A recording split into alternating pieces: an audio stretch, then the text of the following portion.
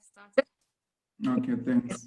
Again, hello and welcome to the launch of the Center on African Philanthropy and Social Investment Academic Publishing Workshop Series for emerging researchers. I hope everyone can hear me. We are very pleased you could join us today. Excuse me. My name is Xolani Dlamini. I'm the digital publisher for the center and will be your facilitator for today's session. And I look forward to learning and engaging you all throughout this session.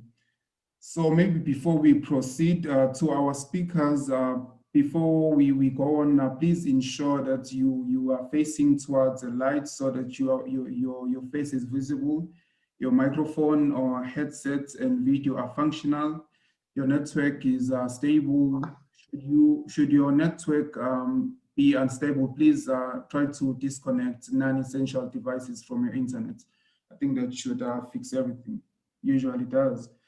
To give a brief overview about today's launch and our main objective as we launch the platform.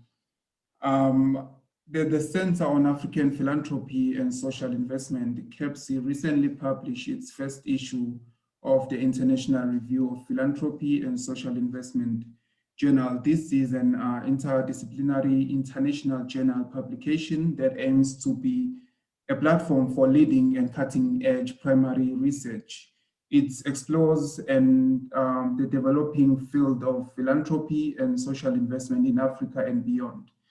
So CAPSI, in collaboration with other various organizations and publishers, will be hosting a series of webinars from June 2021 that focuses on academic publishing.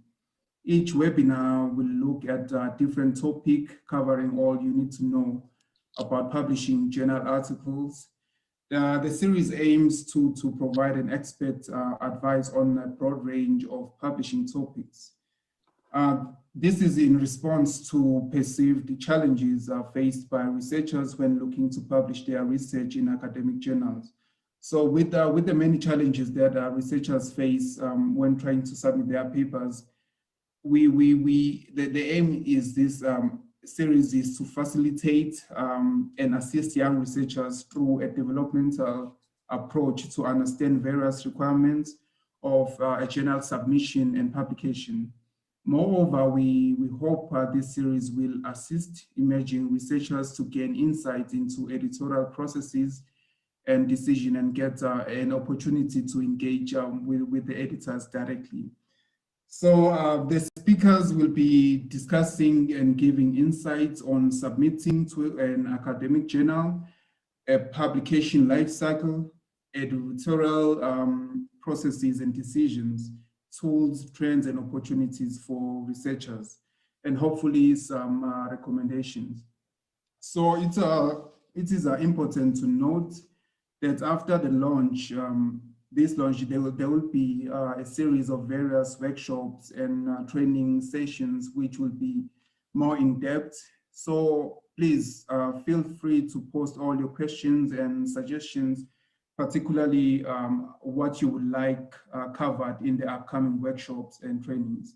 So before I introduce the panel, I want to thank you all for attending, particularly our speakers for agreeing to be part of this launch. So just a side note, everyone, please note this session will be recorded. So I'm just gonna quickly and try to be as elegant as I possibly can to just give a brief background to our speakers. So our first speaker is Professor Owanda.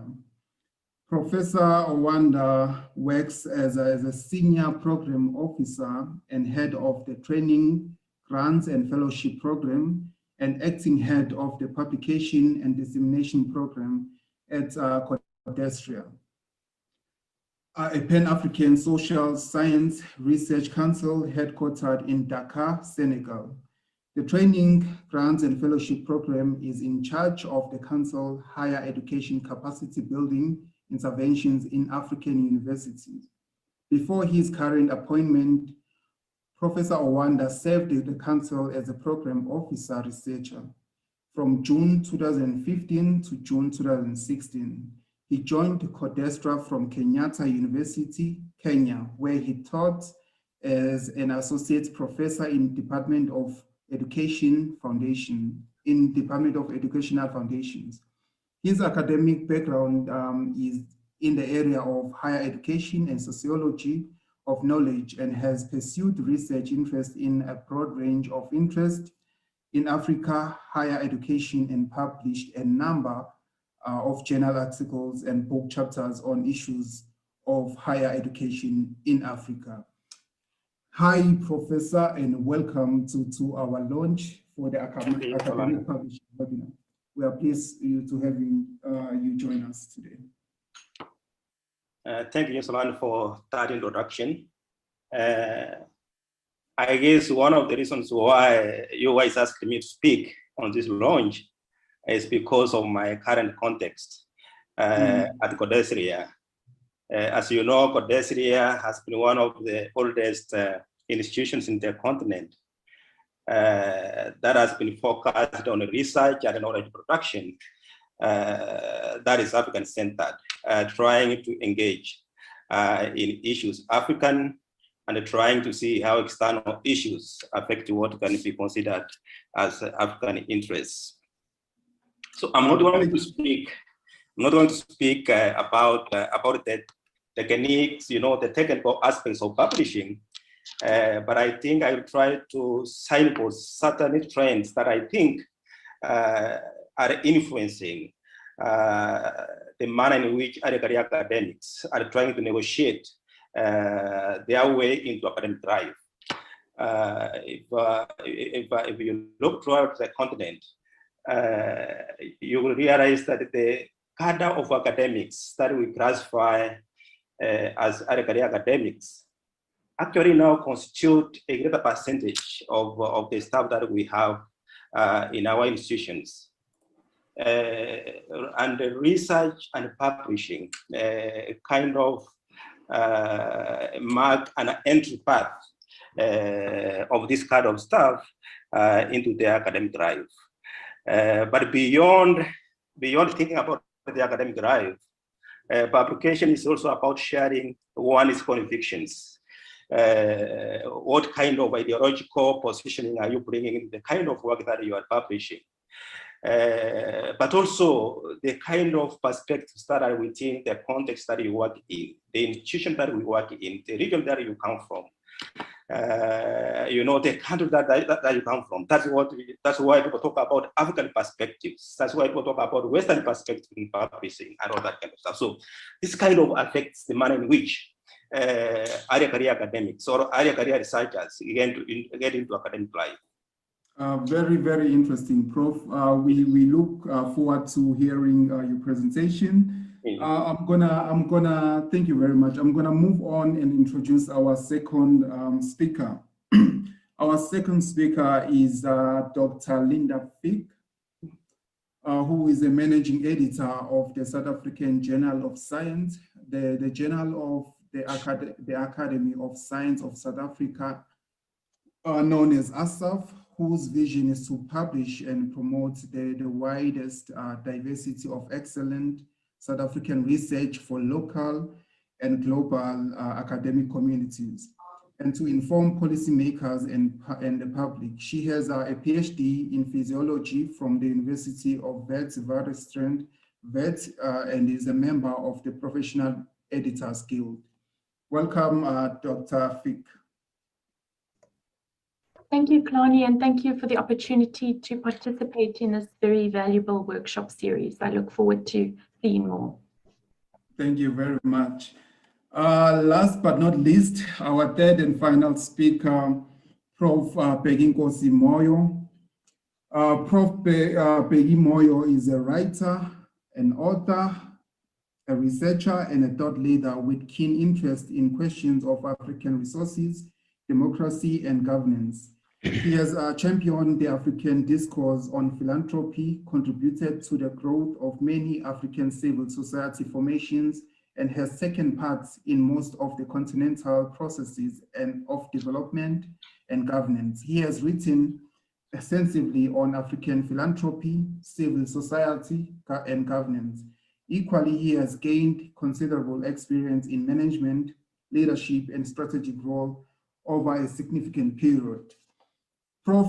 Bheki Moyo is also the director of the Center on African Philanthropy and Social Investment. Welcome, Prof. Thank you very much. I look forward to discussing some of our experiences having launched our journal. Thank you very much, Prof. So I'm just quickly gonna run through our program in terms of timing and the details. So we've just gone over the welcome and overview and the introduction of the panelists. So each speaker will have 15 minutes to discuss or to do their presentation. I'm gonna start with Professor Ibrahim Owanda, followed by Dr. Linda Fick, and lastly have Professor Bheki Moyo. So I'm gonna hand over to Prof. Owanda. The floor is all yours. You have 15 minutes. Thank you very much. Thank you, Solani. If you didn't realize, the first time you asked me to introduce myself, I thought it was an invitation to continue speaking. So I kind of started sharing the kind of ideas that I wanted to speak to. But that's okay. So as I started saying, you know, early career academics constitute an important component in the African academic space. They constitute the majority of the academic staff that we have in universities. And academic publishing is an important initiation. But beyond that, there is a sense in which, you know, publishing, especially when we talk about local publishing, becomes significant both to the institutions and to the countries.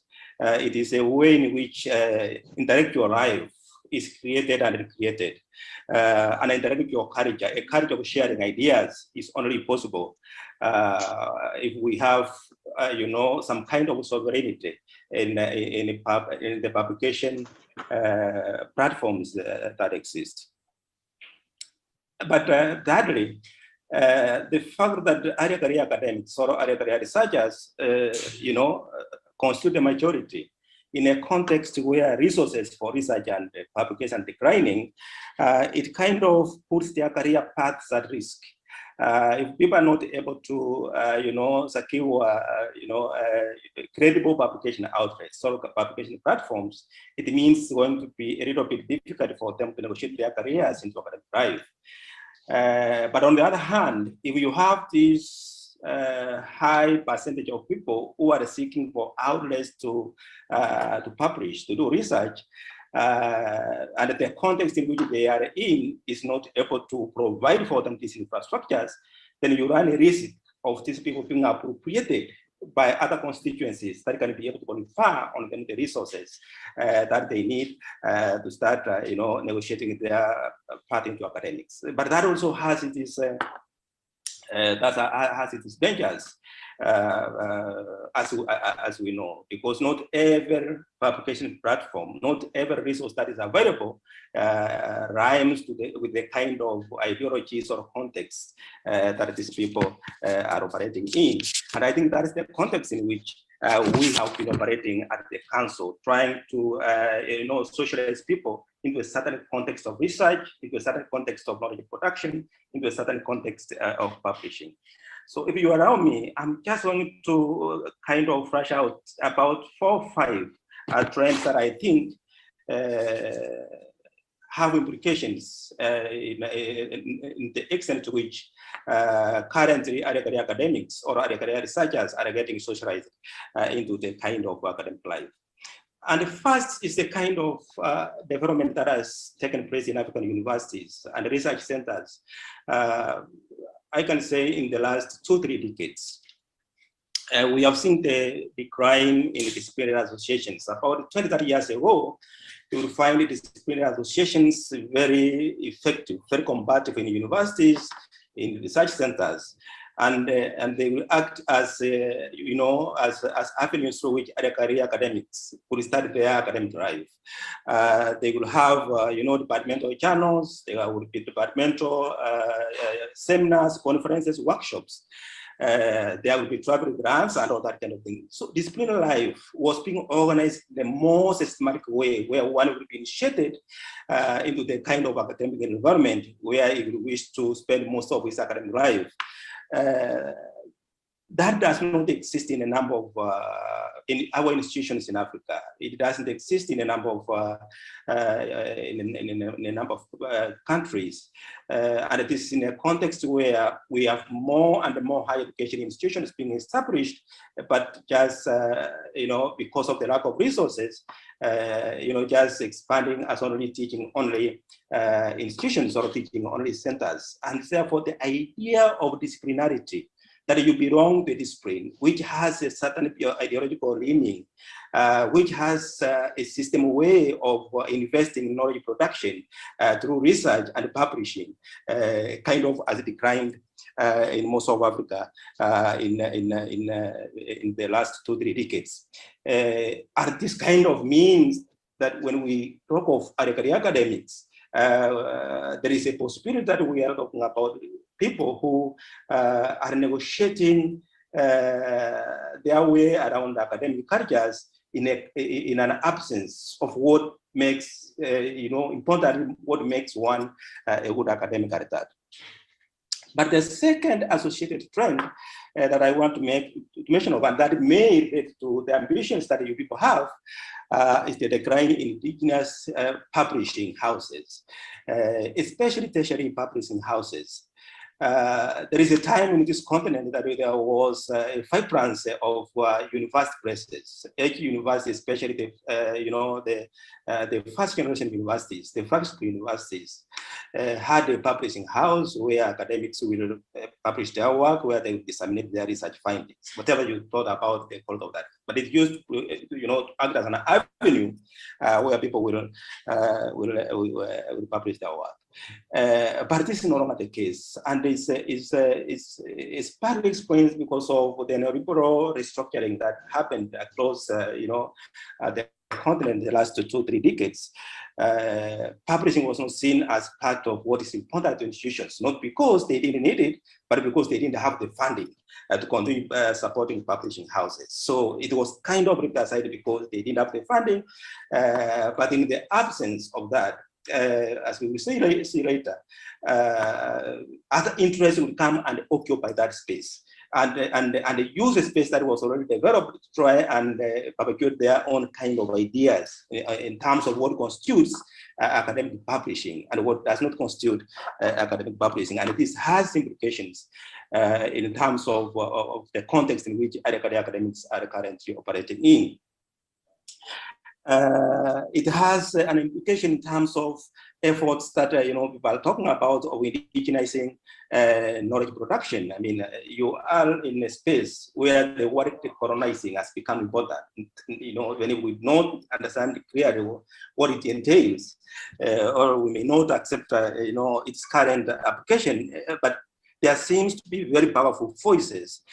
That there has to be a process of indigenizing the manner in which we think about knowledge and in which we package it and in which we produce and disseminate it. But it is happening in a context where in most of the institutions, indigenous publishing houses don't collapse, and that space has been taken either by external commercial publishing houses or by individual entrepreneurs whose focus is in terms of generating profit, but not in terms of generating what you can call as an intellectual culture, not in terms of exchanging intellectual ideas. And I think this has really very adverse implications if we have a whole team of academics who are just starting their career, and this is what they are getting introduced into. This is what is socializing them.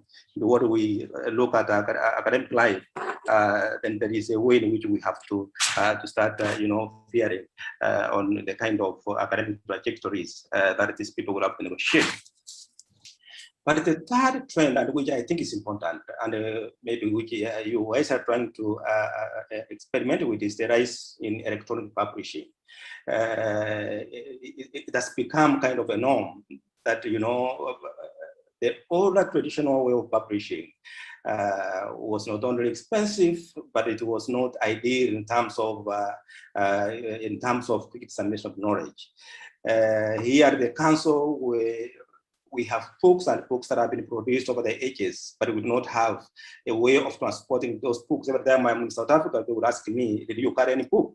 But if that book was in an electronic form, then it would be easier for me to just, send it as an attachment through emails and all that. So there has been this evolution in terms of electronic publishing, which I see as both an opportunity because then it provides its access and its avenue for early career academics, to package and publish their work. But at the same time, electronic publishing, open access publishing, and all that has come up with all sorts of narratives.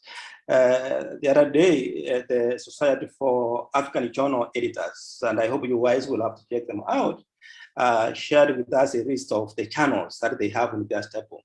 And they shared with us a list of 1,501 channels.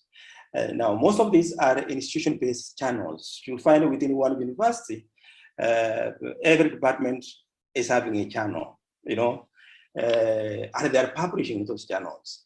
But not very many people are aware of the existence of these channels.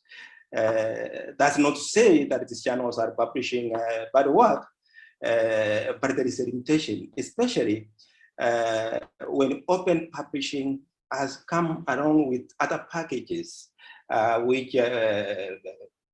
which are unaffordable for most academics from Africa to publish in. You will be told if you want to publish in the world alternative, you will have to pay so much article publication fee. Now, most starting academics in Africa are not able to do that, but they need to publish as part of the requirement of their academic career. So what happens? All sorts of these platforms come up, and people are able to publish their work. But just because of context, right? Because of where we are located. And I believe that you have seen some of these studies, somebody will do a study and say what comes out of Africa mostly is predatory publishing. Not that it doesn't exist, but there is fear that generalizing these trends risks kind of dismissing work, which would be good and which people publish just because they do not have an outlet, or just because the outlets that exist are out of their reach or are competitive in a context where they need to package and publish their work within a very short period. And you start realizing these trends once you start publishing your channels and you send out calls for articles, how many you receive, what kind of process do you have to go through, how do you package it and all that, and what kind of perception does that create. Yeah, so open, electronic publishing has come with all sorts of opportunities. Some of these opportunities are enabling. Some of them are quite subversive. They may end up barring the career of most, early career academics, depending on how they get into these kind of infrastructures. But thirdly, or fourthly, has been the emergence of self-publishing. Again, a response to the limited publication outlets that exist in the continent. Other career academics wanted to submit something to, as part of their, academic mobility. And because the avenues that are very big in are quite out of their reach, sometimes people want to take shortcuts, and in context where institutions do not have very clear guidelines of what's considered as a good publishing, as a good intellectual piece of work, as a good academic piece of work, then we find in this context people taking advantage and getting into self-publishing. Others do this because of business. We have had academics publishing their notes and selling them to students instead of going to package and put this book in a bookshop. Why not package my notes and sell to my students at a subsidized price? And since academic life has largely become such that it's a negotiation between an academic and the students, if I'm able to package my lectures into notes and sell it to students, and I quote the publication, then I own both the intellectual capital on that, but I also make some profit out of it. But other people are publishing, are self-publishing just because they want to avoid the rigor of peer review that goes with academic publishing. And that's been my experience working at the council, that most academics in the continent are actually taking this alternative, which is not very good. What gives credibility to the work that we produce and package and disseminate is the fact that we are able to subject it in some kind of peer review. Colleagues are able to say, something about what we are doing and how we have packaged it. But colleagues who want to avoid it, then we'll get into the process of self-publishing. And that's why you get channels, that stay in the lifetime of certain interests. I want to get promoted, so I will start an own channel. I will publish myself and a few of my students. Once I get that promotion, then you will not hear about that channel again. And I think this is one of the very bad,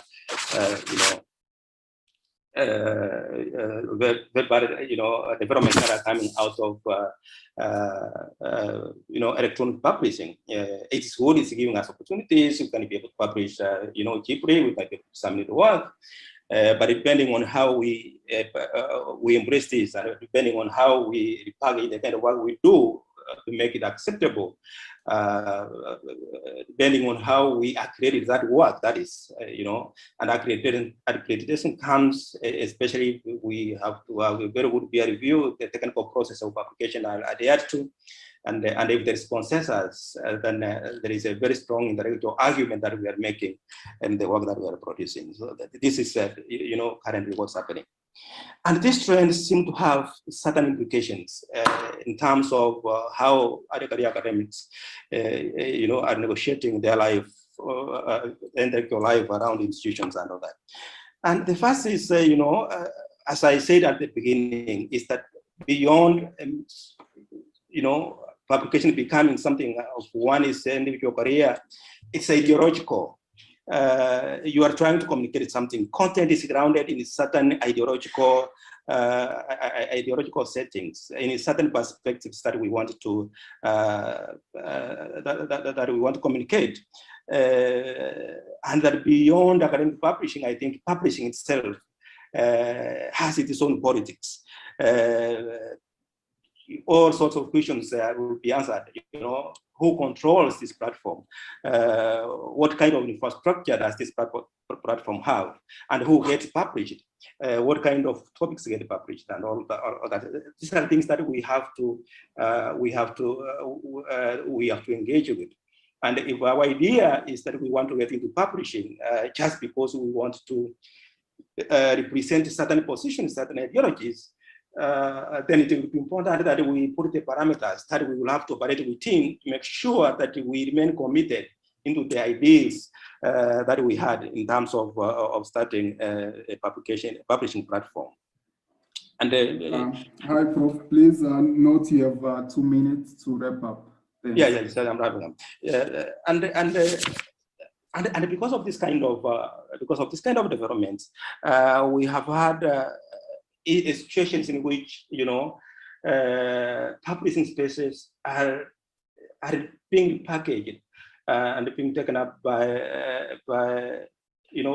outlets, by platforms that end up subverting our kind of thinking about what is knowledge, what is an intellectual idea, and how that relates to the work.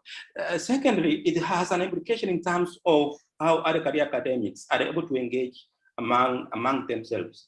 One of the one of the downsides that we have had in terms of the knowledge that we produce in this continent and in terms of the publication platforms that we have is that they provide very little room for intra-African engagements. And one of the things that CODESA is trying to do over the ages is try to make sure that we overcome those boundaries of region, gender, discipline, and all that, and try to get people together to engage in what's broadly African and all that kind of stuff. And it's something that you will have to think about. How has CODESA, what has been CODESA since that is contribution in trying to remedy some of the situations? For a long time, CODESA has been offering support to disciplinary journals in the continent. Supporting the journal, the African Journal of Sociology, African Saman, the Journal of the Historical Society in Africa, and all sorts of journals that we run in-house has been an attempt to provide publishing platforms for other career academics who otherwise would not have had any kind of space to publish their work. Secondly, part of a large portfolio of what we do at the council is to support research and academic publishing training for other career academics, including workshops, conferences, and all sorts of engagements to try and make sure that other career academics are well prepared, not just to start publishing, but to start publishing knowledge that is relevant to the needs of the continent.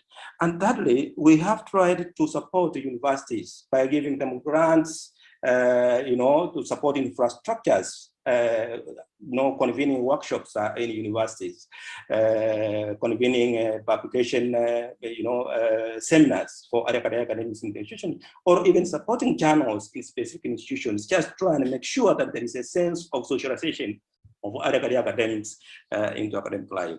And lastly, it's the kind of opportunities that we have provided through online means for other career academics to publish their work.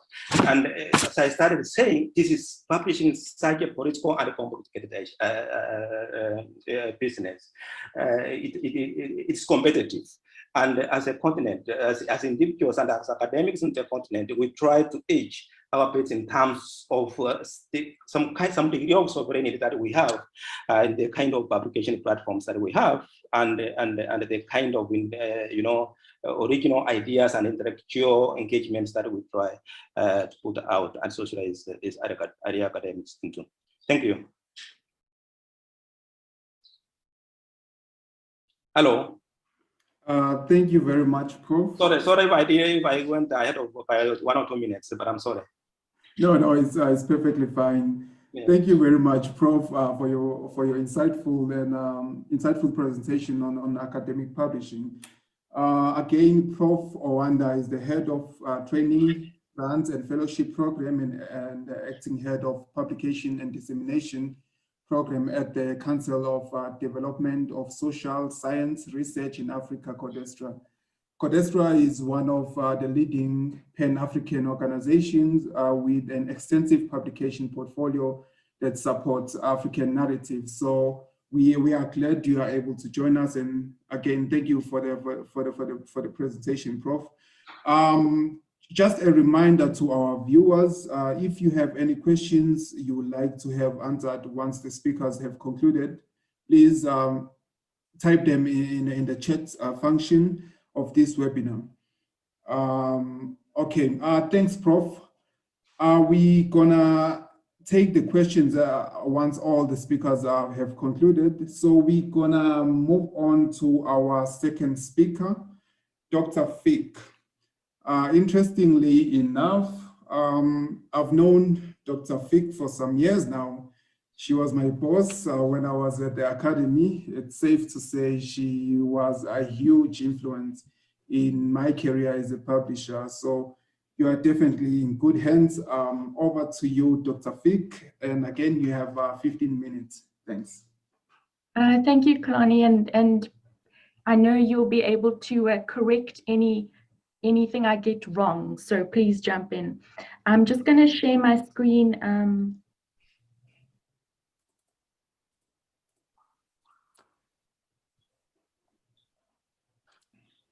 Can you see? Yes, we can see, Doc. Thank you. Okay. So welcome again to all the participants, and I'll be briefly talking on some aspects of journal production and how these have been changing over the last few years. COVID, lockdown, Zoom, these are words we seem to hear and say almost daily now, but before 2020, they were quite unfamiliar to us. Likewise, preprints, open data, XML, altmetrics are words that are common now, but when I was an emerging researcher 20 years ago, they were quite unfamiliar. And predatory had an altogether different meaning from what we understand these days. Scholarly publishing has changed in many ways in the last 20 years. There are more options, there are preprint servers, there are hybrid journals, there are various peer review models, blind peer review, open peer review. There are more tools that we can use to search for articles and share our articles, to manage our sources, to find appropriate journals, to calculate and record impacts of articles. And there are more challenges. We are faced with predatory or questionable practices, which we hear about almost daily. And of course, with more content, there's also more competition, both to get published as well as to have your article discovered in the big, wild digital world. COVID has accelerated many of the trends that were emerging in scholarly publishing, specifically with openness in terms of access to articles for everyone, peer review, inclusivity on what the content is, collaboration among researchers, and engagement with the right audiences, medical audiences, but also the public and policymakers. And it showed that we can actually produce articles at a much faster speed when it's necessary, and in different ways, like preprints. But it also spotlighted the challenges. How can we trust content that isn't reviewed in preprints? How do we balance speed with quality?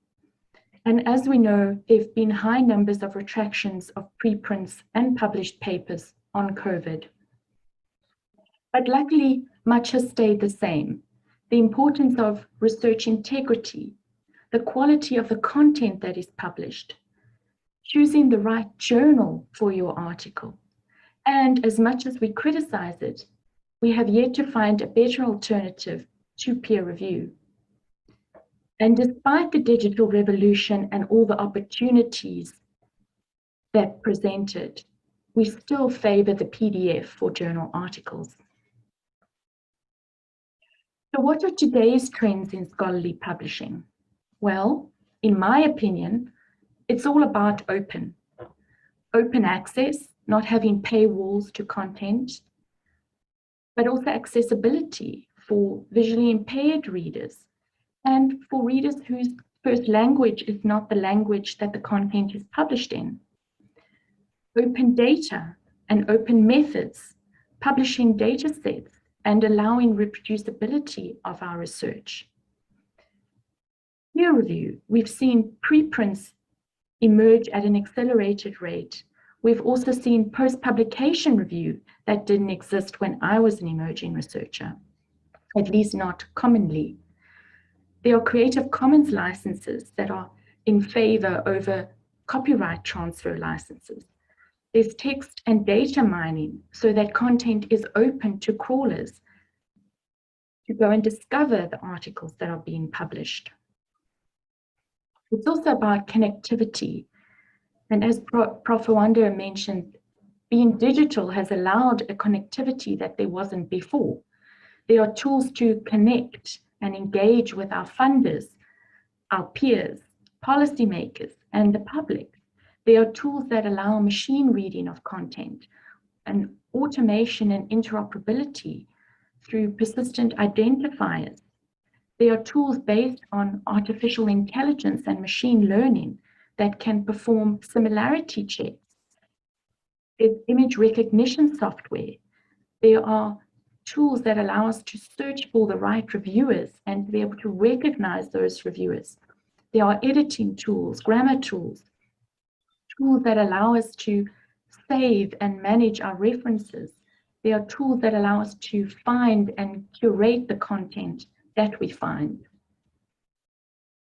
At the core of this connectivity are persistent identifiers, and these exist for authors, for example, the ORCID ID. They exist for research organizations through the Research Organization Registry. They exist for digital content. The digital object identifier allows you to uniquely identify any digital object, and these are used for articles. There's even identifiers for research projects, the research activity identifier, and these connect with authors, institutions, funders, and publishers, and allow us to know where the content is moving. What is the role of researchers in this openness and connectivity? Well, emerging researchers like yourselves can adopt a persistent identifier like an ORCID ID. It's free to register for one. You can create a Google Scholar profile, and that will enable you to track your publications as well as the citations to your publications. You can create a social media profile to share your article. You can create academic profiles to interact with your peers. When choosing to publish your article, you can consider open access options, as well as choosing to share your data.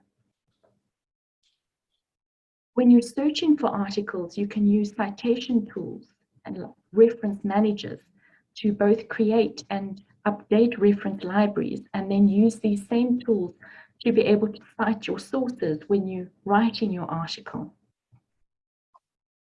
How do journal publishers fit into all of this? Often we hear about, the authors write the material, they review the material. What is the purpose of publishers? Well, in this respect, in a journal production respect, the publisher takes the accepted manuscript after peer review and converts it into a published paper and then disseminates that paper. So what value do they add? Well, they assign a persistent identifier to that article through a DOI, usually. They acquire the publishing license or the copyright transfer from the authors, depending on the publisher. And these can be in machine-readable formats for better connectivity. They link and deposit references for cited by linking. So those sources that you have cited in your article will know that you've cited them. They deposit metadata, the most important part, your name, your abstract, your keywords, and these allow your article to be discovered in that digital world. They create different file types for different purposes, those that are best for reading, those that are best for visual impaired readers, and those that are better for machines to read. And they disseminate your article to subscribers as well as to indexes and harvesters and aggregators so that it can be discovered by readers as well as your institution and your funders. How does this work in practice? Well, I've taken an example here from an article that was published in the South African Journal of Science. In fact, the first author of this article was a student at WITS. This was his first publication. As you can see, it is an open access article. Both of the authors have included their ORCID IDs. A DOI has been created for this article, and there are article metrics on the right. You can also see there are tools. I hope you can see. I hope it's not underneath the dash. There are tools here to export a citation. There are tools to be able to share the article. There's an indication of who the funders are. There's a machine-readable copyright license, which indicates that this article is open access. And if there's an open data set, it's included here. There's also a tool that allows you to see the same article by articles by the same author in the journal. So what do we do with this information? Well, as a publisher, we send this information after the article's been published using Crossref services, and we update it on ORCID so that the author who has an ORCID profile can see that the article has been published. And you can see the source here is Crossref. So this happens automatically. The author doesn't have to go and enter this information to update their profile. Likewise, if the author has a Google Scholar profile, then we send that information to Google Scholar that aggregates it. And you can see on their profile that the article has been published. And you can also see all the tools that Google has to show which articles have cited it, as well as various information about all the articles that this author has published and the papers that have cited them. This is an article in another journal that has cited or referenced the article published in the South African Journal of Science, and you can see they've included the DOI.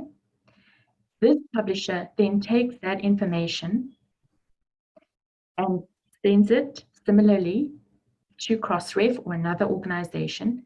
And as a journal and as an author who published in our journal, you can then see that another paper has cited your article.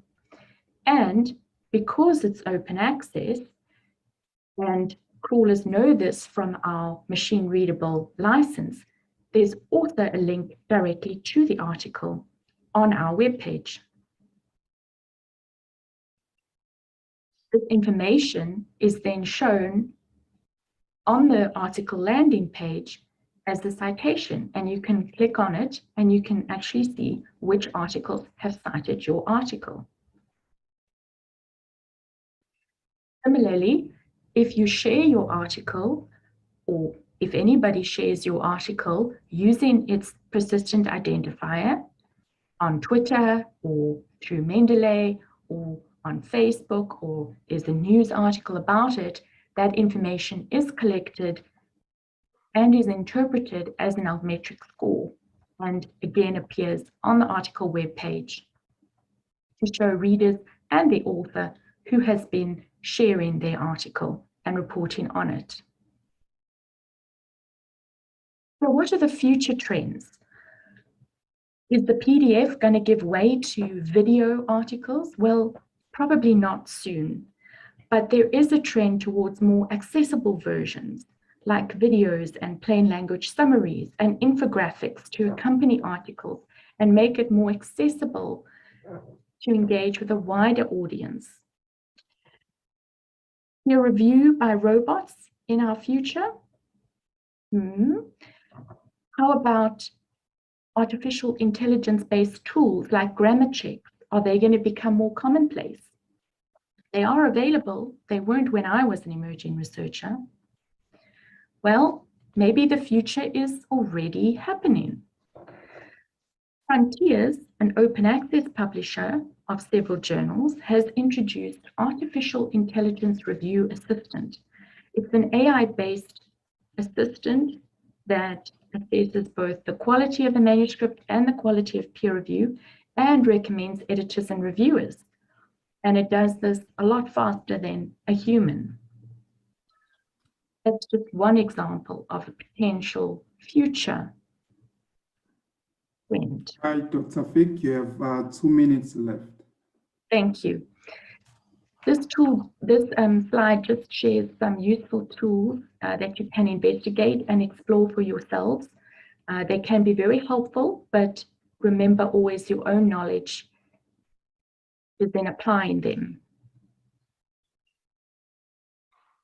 There's also some author resources that are available on different aspects of what has been discussed.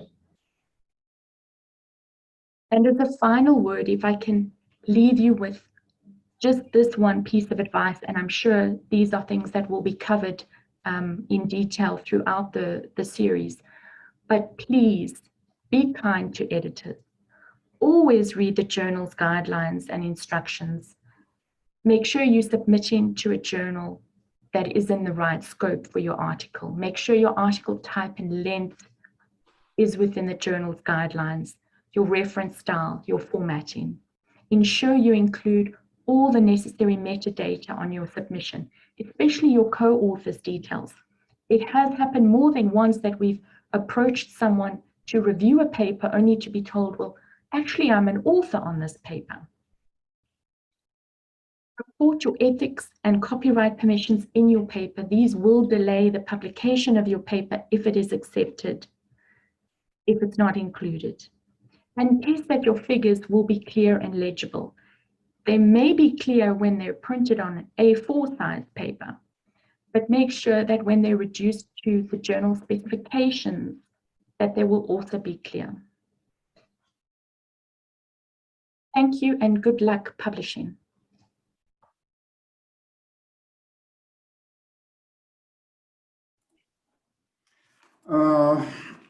Dr. Fick, thank you very much for a very illuminating and engaging presentation on journal production and current digital trends. I feel the last slide was just an outcry from from someone who's a managing editor and does a lot of copy editing. Just on following on what you've raised on the COVID impact on online publishing trends and the importance of openness and accessibility. Seeing that most journals have moved online, and some, if not most, have totally disbanded the print publication. I just want to also following on your point, want to raise an important the importance of interoperable metadata and how publishers can adapt or take advantage of these new trends. You spoke a lot about digital tools such as mostly which deals with metadata and how it's formed and distributed, and just to make sure that it's easily accessible. With online publishing becoming a focus area for stakeholders across the scholarly communication landscape, the transition to online publishing has resulted, I think, in many complex digital systems for information to pass through, from indexers to archives to aggregators, and the list goes on. But to recognize and organize scholarly content, these different systems need to be able to process information in computer markable or computer markup languages that basically means machine readable metadata. And with so many interrelated systems, there's a growing need for machine readable content standard to make metadata more accessible, reusable and reliable. So I just wanted to it seemed that a lot of what you discussed in especially in the production, when it comes to production, it ensuring that, from OCR-IDs to all these other various digital tools that can be used by both the publisher and the authors to ensure that they increase visibility and accessibility to their publications. So we're going to move to our final speaker, Professor Bheki Moyo, who will be discussing editors' role in this academic publishing sphere. Over to you, Prof. You also have 15 minutes. Thanks.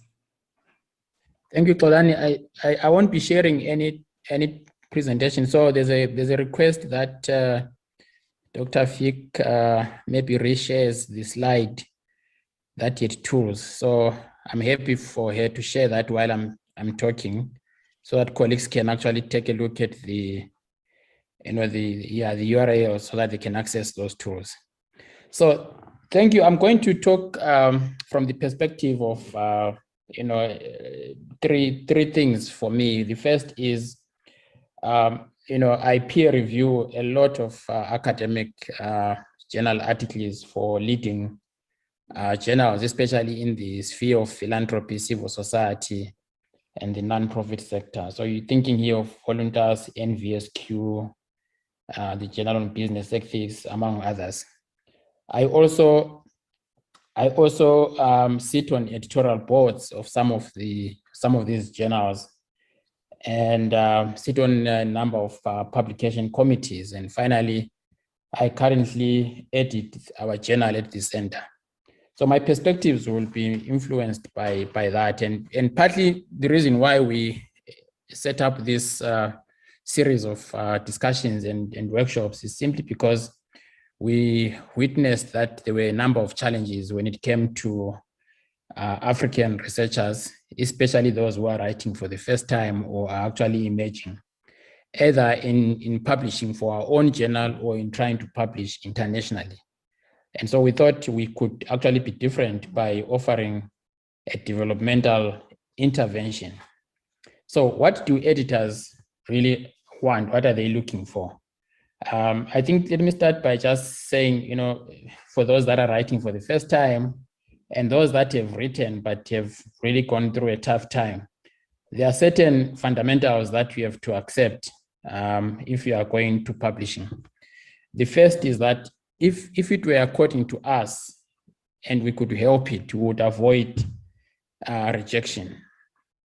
And that's the number one fundamental that you have to contend with, that if you are going to publish, it's given that you'll be rejected several times. And how you deal with rejection is very important, because you could either be broken or you could actually use that opportunity to reconstruct and come back stronger. So that's the first point that I wanted to say, because you will hear a lot about rejection, the rejection rate of journals. In fact, most journals pride themselves by rejecting with a high rejection rate. The second is that if you really want your articles to be published in a peer-reviewed journal, then you've got to submit it for consideration. If you don't submit it, then it's not going to be published, or it won't be considered. So those are important things that I thought are important. I mean, we need to start with. And so why do you want to publish in the first place? You want to publish because either you've got a passion for conducting research and you want that the findings or the outcomes to be shared widely. Especially the important, innovative, cutting edge research, you want that to be disseminated widely. But you could also be, developing a theory and you want feedback from those in your field, especially the leading experts that will read and review your paper. So feedback in shaping your ideas is another reason why you might want to publish. But also, you could also be doing this because you want to achieve status or recognition. And in the academic sphere, we always say you publish or you perish. And so for promotional and other visibility and recognition status, you do that. So for career advancement, promotion, for tenure, for those who are in the academic sphere, that's why you would want to publish. So, but what do you publish? It's important, and I think Dr. Fick ended with that slide in terms of what do you publish and where do you publish. It's important to, and this is where probably I want to talk about what editors are looking for when they receive your manuscript. So the first is, you have to be original. So you are looking to publish original material, empirical material, and this could be qualitative or quantitative. And in the sphere that we are in, we actually qualify for quantitative and qualitative empirical research. But originality is very, very important. Any reviewer and editor would be looking for originality. The second is you could be doing this to extend an already existing set of studies or theories. So you're either extending, you're expanding, or you're adapting them to your context. And so that's really important to think about that. So in other words, what's your contribution when you are submitting a manuscript? So relevance is also another important thing. Your manuscript needs to be very relevant in order for it to be considered. And so you could publish, of course, this webinar is about journals, but you could publish other forms. You could publish book reviews, notes, opinion pieces, chapters, case studies, among others. But we wanted to focus this on the journal because that's what our journal is about, and that's what we have been focusing on. And I think Dr. Fick also mentioned this thing. Where do you publish? You want to publish in a top-tier journal. And this is mainly for visibility, but also for prestige. But there's also the second and third tier journals. And for first-time authors and researchers, there's always a contention as to whether you want to aim for the top tier journal or you want to aim for the second and third tier journal. So you need to know your worth. You need to know, how big your punch and how strong your punch is going to be. We are not saying don't aim for the top tier journals, but the competition in the top tier journals is massive, is fierce. And so you need to think about strategies around how you could do that, whether you collaborate with an already existing experienced writer for you to develop a track record and sharpen your ideas as you grow in writing, or you just want to go straight for it and be rejected several times until you really become one of the best writers. Some of the best writings that you have come across, Karl Popper's Open Society and This Discontents, for example, was rejected several times before it became a classic book that it is now. So rejection is not a bad thing. It's actually something that will help you to get where you want to be. Again, Dr. Fick said, avoid predatory journals. There are so many of them now, and I think there are many ways through which you can tell whether this is a genuine journal or a predatory journal. In fact, most universities now circulate a list of all predatory journals. And so if you can, avoid them. So I think one of the things that we really think is, for me, I think it's important as an editor or as a reviewer. What I'm looking for is that, firstly, I want you to identify and select a topic that fits within the mandate and the scope of a journal that you have identified. If you submit an article to a journal that does not fit your topic, that journal will be rejected on first point entry. And that's what's going to happen. Most publishing houses now have got software that we use, Editorial Manager and others, among others. So in the beginning, when you submit and it is not recognized, you get rejection upon that. So you want to avoid that. You want at least to go past that. So make sure that your topic and the manuscript is within the confines of the journal. But also make sure that you do thorough literature review to identify what gaps you are seeking to close. So what is the research problem? Be very clear about that and be articulate so that you will be able to develop your arguments in the manuscript. A lot of times it's very difficult to actually identify what the research problem is. How have you come up with research questions if you have not undergone a thorough theoretical review? And then, of course, you need to decide what are the objectives that you are seeking to fulfill, and what are the methods that you are going to utilize. So when we review as editors or reviewers, we are going to be asking questions around the strength of your methodological approach. How strong is it? Is it appropriate for the questions that you are seeking to answer? We'll also be looking at your theoretical grounding.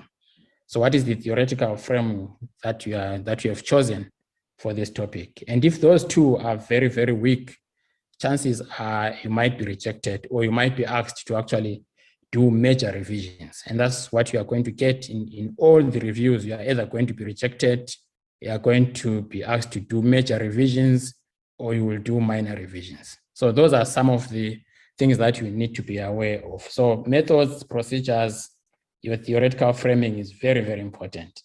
And of course, there are issues around ethics that I think were raised by Dr. Fick. You need to be able to take into account some ethical considerations. You need to make sure that you have informed consent, there's full disclosure, you provide anonymity and privacy and confidentiality, especially where it is needed. You make sure that you are not deceptive in your engagement with your subjects, and so forth and so on. So if I'm to kind of restate this, I'm saying as editors, we want to see that you have actually done a thorough job in terms of your review of literature. We want to see a strong theoretical and or conceptual framework. We want to see that your hypothesis can actually be tested or can be proven. We want to see that your measurements are reliable and you have used appropriate methodology in responding to the questions that you have asked. We want also to make sure that when you present your findings, you are able to discuss them. We are able to actually hear your voice. What are you saying as the writer? You can tell us what other writers have said and present their arguments, but what are you saying as the person writing? So we need to get your arguments coming out very, very clearly. We also need to know what are the emerging conclusions that are emerging or coming out of your study or out of your findings. I think towards the end, some of the things that are very important is we always find that some of the manuscripts are not well written. They are not well copy edited. They are not proofread. That on its own can just put off the reviewer. And you could really lose out on a topic that you could have done very well simply because you did not do the basics. So it's important for you to think about that and make sure that what you are submitting has undergone quality checks and quality assurance. So this is really what I wanted to talk about. Of course, the process, as colleagues would know, is that when you submit your manuscript, the managing editor or the editor-in-chief would share your manuscript with the associate editors, and the associate editors will actually review that and decide whether or not it should go to the next stage. And if the article or the manuscript is strong enough to go to the next stage, then it is sent to reviewers, blind reviewers for that matter. But like Dr. Fick said, there are some who do open reviews. Usually it takes, it depends. Each journal has got its own timelines, but most journals will take at least a month or so to get a review done. And once the reviews come back, the editor would look at all the reviews and the recommendations that have been made and send that combined report and a letter back to the author or to the authors, either with a decision to reject outrightly or to rework with major revisions, or like I said, with minor revisions. It's very rare to get an upright acceptance without any revisions. So I wouldn't say, you can aim for that, but it's very rare. You are looking at 3 people or more who will be reviewing your paper, and they all have views, and those views are to really strengthen your work. So I think, when you are writing, just bear in mind that you are likely to revise with major revisions or minor revisions, or if you don't do very well, you are going to be rejected outrightly. And then, the whole process then can start again. Once you have revised, you resubmit again, and then the reviewers can either confirm and your paper can go to the next stage, which will now be production and other forms. And I think Dr. Fick and Xolani's role is really around that. So Xolani, I would end there unless there are other questions that colleagues would want us to address. But I want to make a point that today we wanted to just have this launch. We are going to have focused discussions and workshops in the coming webinars. We have managed to get partnerships with other journals and editors who will be taking you through how they edit their journals and some of the requirements for you to publish in their journals. And so I think Xolani will actually announce that towards the end of the webinar. Great, thank you. Thank you very much, Prof. Moyo, for such an elaborate presentation and for just leveraging your experience in, in our understanding of editor's role. I'm sorry if I missed a point there. I think I got disconnected for a bit. Excuse me. So just before we move on, we meant to have someone who will speak and present and represent an emerging scholars as one of the speakers to share their experiences in order to allow for a more relatable engagement for the target audience that is the emerging scholars. But unfortunately, we could not make it. So I think with the remaining time, we can allow the audience to ask questions. But firstly, I would like to give the opportunity to speakers to answer any questions from the chat function if there are any. But I see most of the comments rather have been directed to Dr. Fick. So just to quickly, I mean, Prof. Owanda raised and discussed the transition from print and to digital or online publications, with Dr. Fick highlighting the different trend and tools in the modern journal publication, and Dr. Moyo in editorial processes and decision scope and requirements. So my question, maybe before we get into the rest of the questions from the audience, is do we think or do you think publishers are doing enough to support and allow a platform to young researchers, given all these requirements that each of the speakers have discussed, and with all these requirements that are needed to come up on top as a young researcher? So maybe let me just quickly see if we have a direct question for each speaker. I have a question from John Orendo. How do you handle a situation where an associate editor have an opinion that seems not to be reflected by reviewer reports?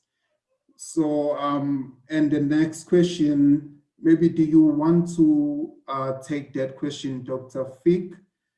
The question from John Orendo. And another was a comment from, thank you for the webinar. It's possible to get a recording. The recording will be shared after the session ended. So yeah, I think if maybe the other speakers would like to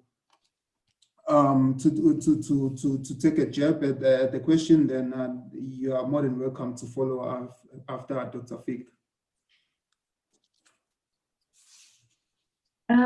Thank you. So it's hopefully not a situation that should happen often, because an associate editor should assimilate the comments and give a consolidated decision to an author. If there is a difference of opinion, it shouldn't be a personal opinion that affects the decision. It should be based on substantiated comments of both the reviewer and if the associate editor is offering any additional comments. So that if it does arise, it should be hopefully an exceptional case. And if you do feel that a personal opinion has clouded a decision, you always have, journals should have appeal policies where you can appeal to normally the editor-in-chief or to the associate editor themselves and say, can you motivate why your opinion differs or why the decision doesn't seem to be supported by the comments received? Thank you very much, Dr. Fick. And maybe while I still have you here, based on all the discussions and that each speaker, all the points that they've raised, and how can publishers, or do you think that publishers are doing enough to support and allow a platform to young researchers? Sure, I don't think I can answer that question. It's been a long time since I was a young researcher. So I think they need to tell us if we're doing enough. But certainly I think from the fact that we have these workshops and that we need these workshops indicates that more information is needed. And it is, as I said, a much more challenging and competitive environment than it used to be. And I think support is needed for researchers who, I mean, the academic environment itself is so much more challenging these days. So any advice we can give to emerging researchers who are starting out in a publishing career, I think only serves the system better, because those are the researchers who will be the peer reviewers. And if they learn the right way of doing things early on, that benefits the whole system. So I think it's difficult because as publishers, sometimes it's not in our remit to sort of supervise students or teach students, but it is a role that seems to be overlapping. So I think it is something we need to give more consideration to. And I think that's why these workshops are so useful, where we have a platform, because often you know, when a paper is submitted or a manuscript is submitted, that's not the right platform to be educating authors, because you know, you want to not waste the time of editors and reviewers. You want the paper to be as good as it can be before you send it, submit it to a journal or send it to reviewers. So hopefully platforms like this workshop are the right kind of course to help young emerging researchers, but hopefully they will tell us. Thank you very much, Dr. Fick. And you're absolutely right. Ultimately, it's up to authors to, because God knows, based on my experience, they do not follow all the guidelines that are stated by journals and all these various publications. So, and again, as you said, initiatives such as this, which create a platform, you know, to educate, to inform, and to just engage imaging researchers in a level where they could potentially assist in helping them and in submitting and getting their paper hopefully published. Thank you very much, Dr. Fick. I don't know if, let me see if we have more comments, if maybe one of our speakers between Prof. Owanda and Prof. Moyo would also like to add on why maybe do you think that publishers are doing enough to support and allow a platform to young researchers, and also maybe to also touch on John Orendo's question about how do you handle a situation where the AE has an opinion that seems not to be reflected by the reviewer's report. Any takers, Profs? Okay.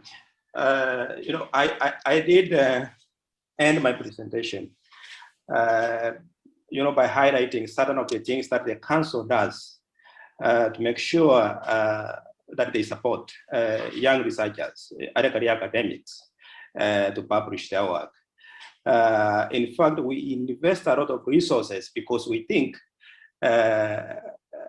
that early career academics need to be assisted to publish their work, and that is our mandate. But that may not be the mandate of every publishing house, right? The publishing houses are set up with different focuses and all that. But for us, we think that we need to invest more and make sure that you know, we have socialized people into certain practices when it comes to research, knowledge production, and examination. And I did start my discussion from the point of view that early career academics are the publishers, and there has to be a way of disciplining them. Within the institutional context, you have to discipline people how to publish. But I also did kind of indicate that we are in a context that increasingly publishing houses are setting the rules of the game away from the disciplines because of the collapse of disciplinary infrastructures in the institutions. This kind of creates a tension. If we are investing in knowledge production in the manner in which intellectual engagements are meant to be, or if we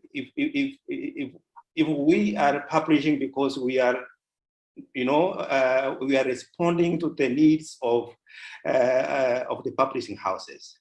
Both of these are complementary, but that complementary does not always exist. So if we are talking about academics as people who work in universities, I think our major concern is on how we have to invest in what happens in the universities to make sure that these people publish the kind of stuff or produce the kind of stuff that will be taken up by publishing houses. But if we wait for publishing houses, to set rules for publication, then we are yielding space for intellectual discourse, sometimes commercial interests that may be subverting the kind of academic work that we want to be undertaken in the institutions. Thank you. Thank you very much, Prof.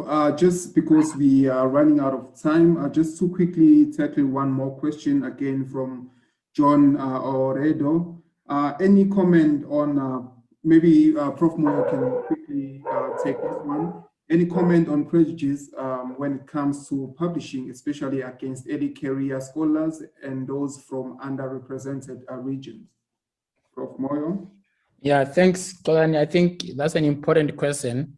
So my experience, I mean, like I said, I sit on some of the editorial committees and some publishing committees for international leading journals. And one of the things that led us to actually want to establish our journal in the South was that the contribution by African scholars in these leading journals was very, very low. And secondly, the actual articles on Africa were also low. But the majority of those articles on Africa were written by scholars from the North, either Africans based in the North or Northern scholars. And so it was important for us to think about a journal that would be located in our field in the South, but positioning itself as international. So I don't think we could, conclusively say there's prejudice, but there are a number of factors that lead to the conclusion that we have where there's very little coming from the continent. Firstly, there's an argument that is made in those boardrooms around the art and skill of writing, the language that we use from the African continent.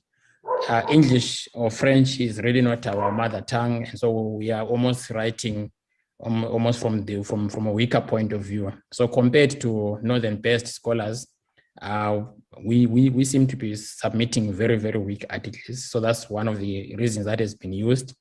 But secondly, I think a lot of publishing has to take into account some of the resources that are needed, the investments that are needed to actually, to actually improve your skill, your art of writing. Scholars based in the North do have access to grants, research grants, writing grants, among others, and that helps them to sharpen their ways of writing. And that's different from scholars that are based in Africa. And I think Prof earlier was speaking about a situation where in some countries, professors are actually selling their material to students. And so you can even imagine, the challenge that students are facing, firstly, to access material for their courses, and then secondly, material to actually do research and write. You can only get better at writing by doing research and writing more and more and more. So I think that globally, that's what we are seeing. And I think that for us to remedy that, we have to invest a lot in an interventionist approach where we help writers to actually be better at what they're doing. Whether they end up publishing with us or not is neither here nor there for us as the center. We are interested in making sure that the contribution of African scholarship is actually increased.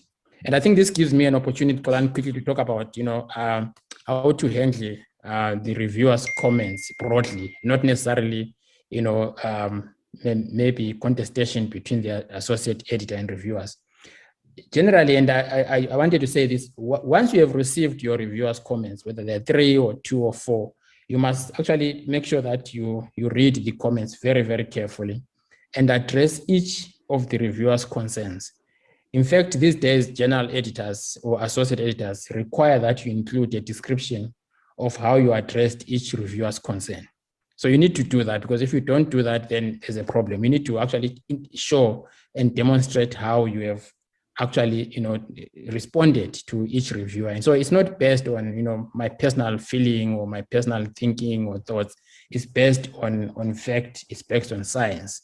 And I think that's important.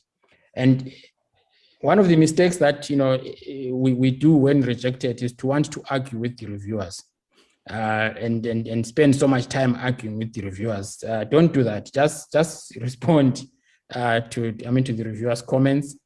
Deal with them at a factual level. Don't degenerate into an argument with the reviewer or with the editor, because there will be so many reasons as to why you have received that kind of a report. And so you need to really take that and use the opportunity to come back stronger. Like I said, when rejected, maybe do nothing for a number of days, calm down.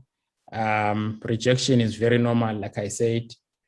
Secondly, use your reviewers' comments to strengthen your paper. You may actually end up not even submitting it back to that journal. You can actually submit it to another journal, and it will be stronger. So I think those were some of the points that I wanted to raise, Colin. Okay, thank you very much, Prof. Moyo. I'm afraid we've ran out of time, but before we close off, I want to, I'm sure Prof. Moyo has already mentioned, but I want to take this opportunity to announce our partnership with the International Society for Third Sector Research, where we'll be, we're gonna have an upcoming joint effort between the center and ICR, which is aimed at assisting emerging researchers. It's going to be a series of workshops and conferences, lectures, etc. So I just realized that, now suddenly there's just a sudden engagement now that the session is ending. So this is just a taste of what you can expect in our upcoming joint efforts with ICR.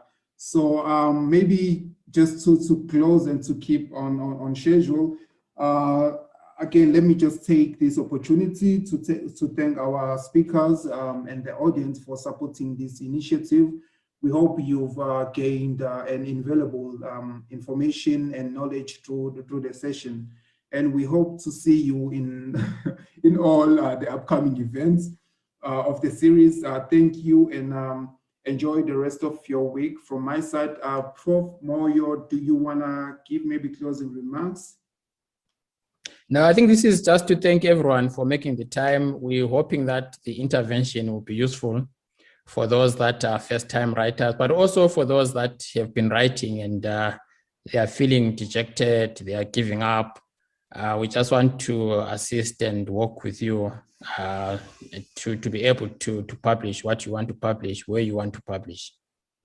And thank you everyone, including some of our students who are here, some of our community from the university that I've seen, and those who have joined us from other parts of the continent. Very, very grateful for your support. And thank you to CODESRIA. We approached CODESRIA because they are a leading social science council in the continent. And for many researchers who are here, you need to be a member or to join CODESRIA so that you can link up with their programs. You can also, if you are in social sciences and you have read any scholar in Africa and you have never met them or you have never come across their work, CODESRIA is the place to be. And so that was very important for us to get Ibrahim and team to be part of this. And thank you so much, Dr. Fick, also from the academy as well, for your insights. So thank you very, very much, everyone. Enjoy your day, evening, morning, or afternoon, wherever you are. Thank you very much, Prof. Goodbye, everyone. And we've noted all your questions in the comments section, and we'll be sure to have them considered for the upcoming events. If you have anything that you would want us to tackle or include in our upcoming events, please, I've included my email in the chat. You can send questions, suggestions, or anything or of that note. Thank you very much again. Have a good evening. Thank you.